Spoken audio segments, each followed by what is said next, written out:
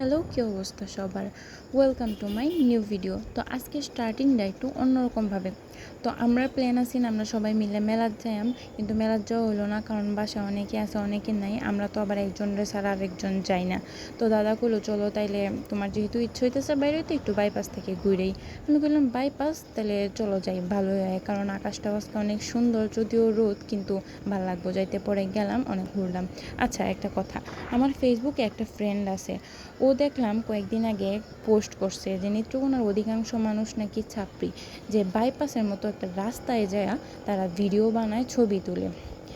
তো এখন যেহেতু এখানে গাড়ি চলাচল করে না, মানুষ যাইতেছে, যেহেতু ঘোরার কোনো জায়গায় তো মানুষ ঘুরতে যায়, ঈদে অনেক মানুষ গেছে, আমি অনেকের ভিডিও দেখছি, ছবি দেখছি। তো কয়দিন পরে আবার দেখলাম হে যায় নিজে ছবি টবি তুলছে, ভিডিও টিডিও বানাইছে, কারে কী করলো এটা বুঝলাম না। আচ্ছা, যাই হোক, তারপরে এই রোদের মধ্যে আমরা ঘুরলাম টুরলাম, পরে আয়া পড়লাম, কিছু নাই খাওয়ানোর মতো। একটা ফুচকার দোকান আছে, কিন্তু ভাত খেয়ে গেছি, আর খাওয়া দাওয়ার কিছু ইচ্ছে হলো না। তারপর রাস্তায় একটা ফুল গাছ পেলাম, একটা না, এনে দুই রকম ফুল আছে, একটা নীলকণ্ঠ ফুল আর একটা কী জানি ফুল। তো দাদার মাথায় একটা ফুল দিয়ে দিলাম, সে তো আবার ফ্যাশন ডিজাইনিংয়ে পড়ে, ফ্যাশনেবল মানুষ, তার এটি আবার খুব ভালো।